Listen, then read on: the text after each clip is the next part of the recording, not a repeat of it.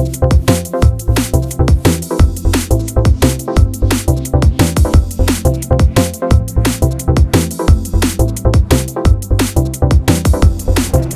everybody and welcome back to SFF180. It is Monday morning, March the 16th, and time once again for the mailbag.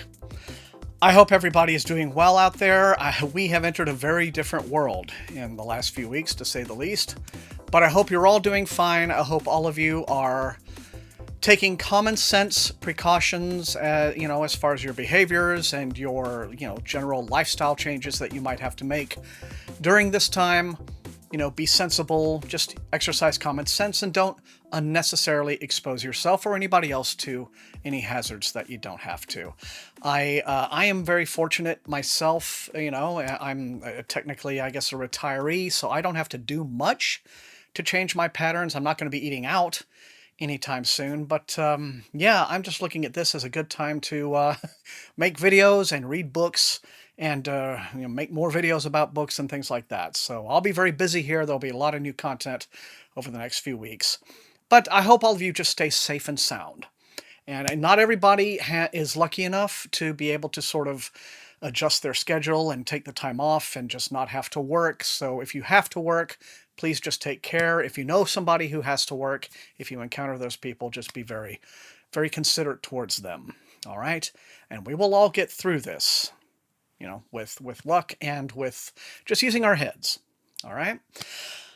So apart from that, what does the mailbag look like this week? It's an average size mailbag. We had a skip week, and that led to a massive, massive mailbag last week, which was very popular. It's a big rebound in views on the mailbag. So thank you for that. This one is more average sized. We've had 8 packages come in. So we're going to look at those. I don't know, given the current situation, what the mailbag is going to end up looking like for the next 2 or 3 weeks. We could have several more skip weeks. I haven't really got any specific emails yet from publishers basically saying, we're shutting down the offices and all of that. Although I suspect already a lot of publicists are working from home. So who knows? We may end up, not having very big mailbags or mailbags at all for the next 2 to 3 weeks, but we will soldier through it. And whatever the case, there's already a lot to read out there, so let's go ahead and without any further ado, get into this week's mail. Okay, and this first one, like most of the packages this week, comes in from Random Penguin. There's also a few Tor packages in here, but most of them are going to be from the Penguin. And this first one is an arc for what appears to be a debut novel. The author is Alexis Henderson, and it's called The Year of the Witching. This comes out July the 21st.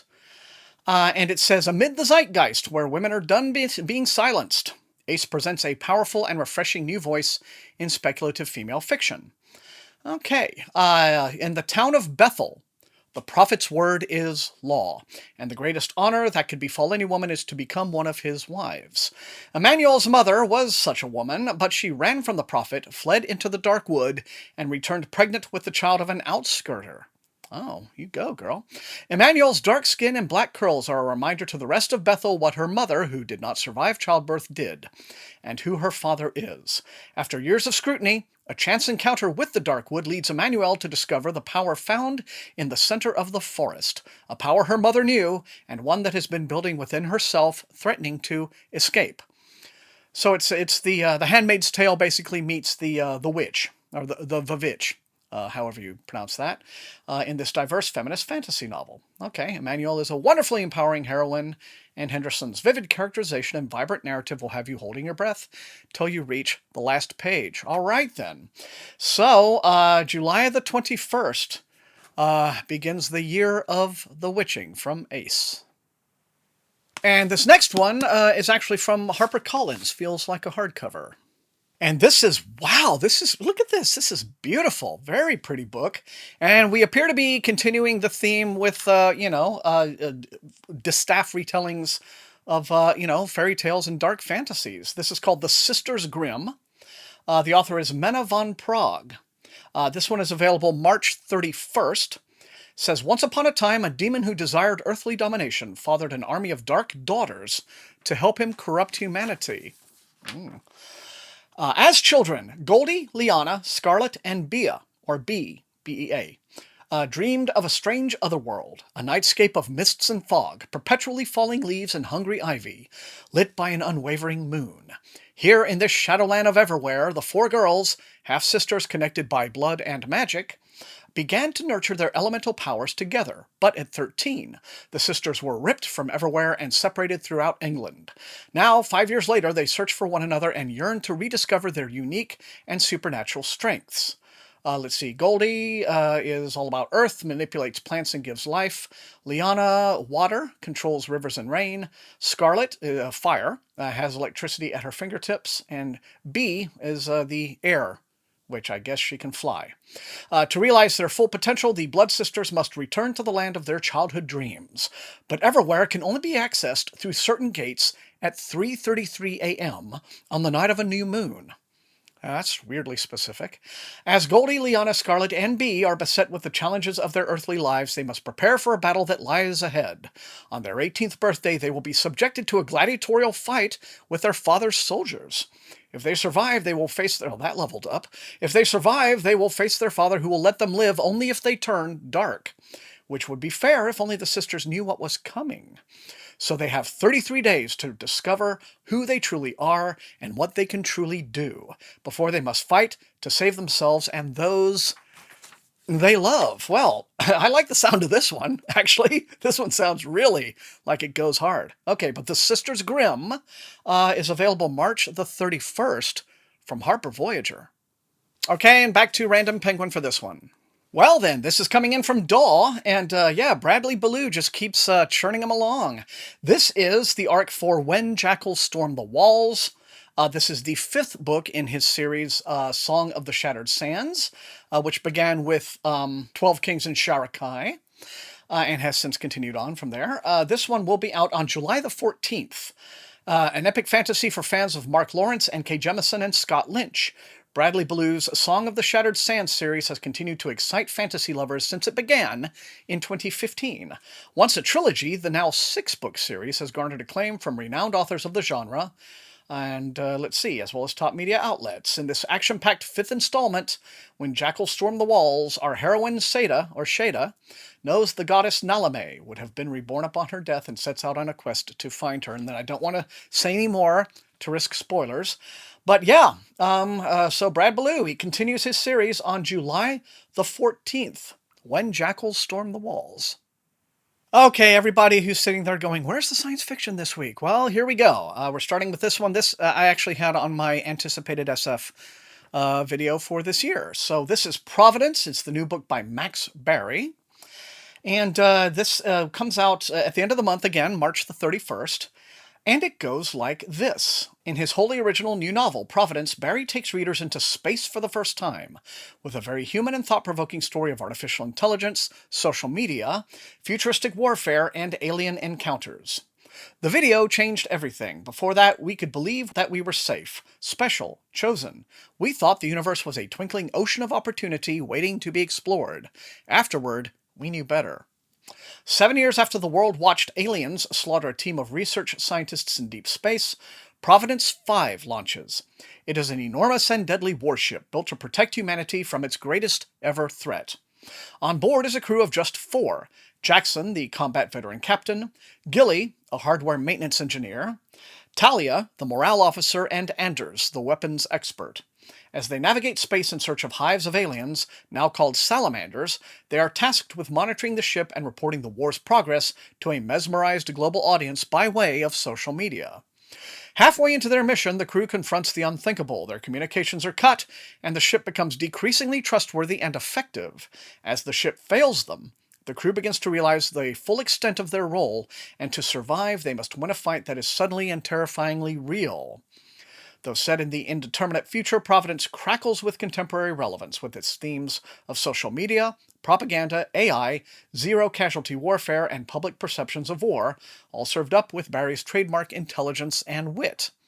And it's available from Putnam on the 31st of March. All right, so now I'm going to open these 2 packages from Tor. Okay, this one looks pretty sweet. This is a book called Trouble the Saints, which comes out on June the 2nd. The author is Alea Dawn Johnson. who ordinarily writes YA, but this is not a YA. This is adult literary fantasy, apparently. It's described as HBO's Boardwalk Empire meets The Night Circus.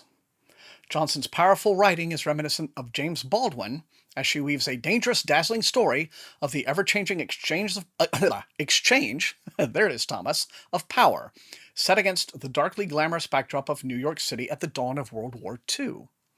Amidst the whir of the city life, a biracial girl from Harlem is drawn into the glittering underworld of Manhattan, where she's hired to use her knives to strike fear amongst its most dangerous denizens.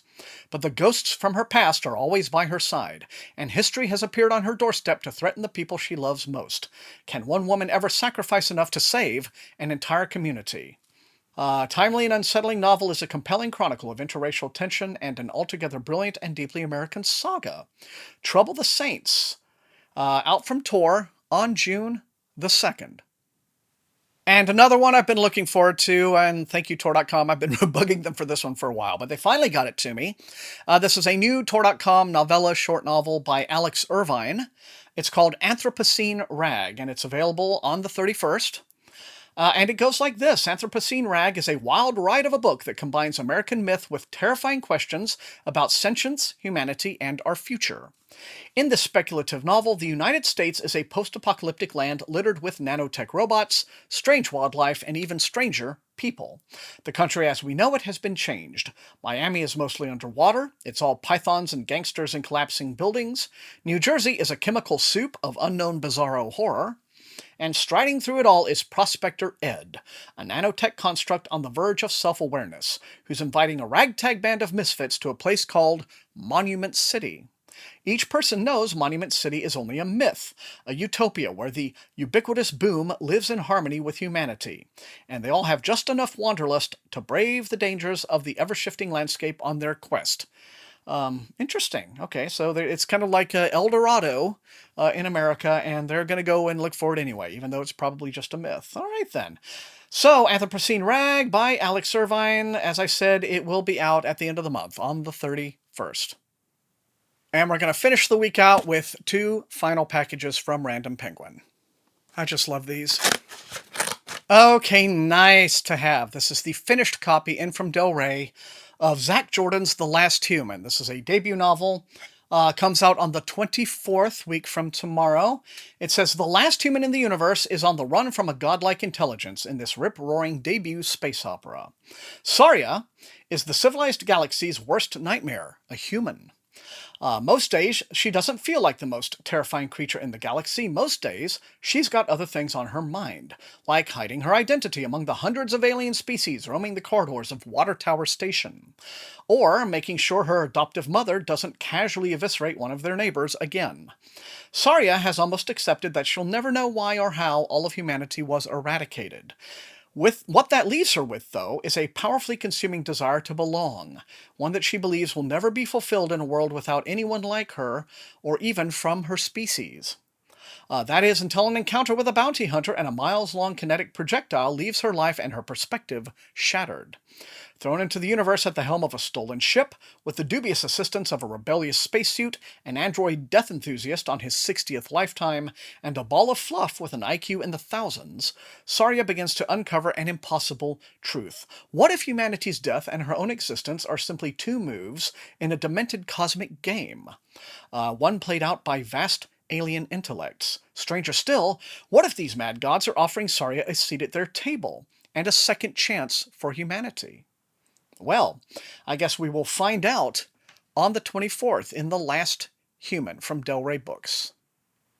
And we are wrapping up this week with the finished copy of Phoenix First Must Burn. This is an anthology that I actually got the ARC for a few weeks ago, and it is now out. Actually, it came out this past week on the 10th.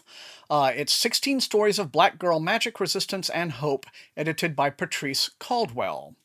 Okay, evoking Beyoncé's Lemonade for a teen audience, these authors, who are truly Octavia Butler's heirs, have woven worlds to create a stunning narrative that centers black women and gender nonconforming individuals. A Phoenix First Must Burn will take you on a journey from folktales retold to futuristic societies and everything in between. Filled with stories of love and betrayal, strength and resistance, this collection contains an array of complex and true-to-life characters in which you cannot help but see yourself reflected. Witches and scientists, sisters and lovers, priestesses and rebels, the heroines of A Phoenix First Must Burn shine brightly. You will never forget them. All right, and this one is available now in hardcover from Random Penguin. And there you have it. That's what I have for this week in the mailbag. I've got to say, there is a ton of really good-looking stuff in this mailbag, even though it is just an average-sized mailbag, not a big epic one, but still full of good books. You guys know the drill. Hit those comments. Let me know which of these looks most interesting and exciting to you, which you would like to see me prioritize for review. Otherwise, if you enjoyed watching, slam that like button, share the video far and wide with all of your SFF reading friends, and above all, please subscribe. If you have not done so, that is how the channel grows. You can also support the channel at my TeePublic store and at my Patreon, where recruits into Wink's Army get little perks like getting early access to some of my videos. I want to thank all of those wonderful people for their additional support. It is much appreciated.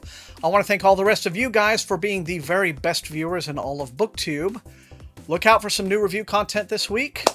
And otherwise, until I see you next time, wash your hands, take care of yourselves, and happy reading.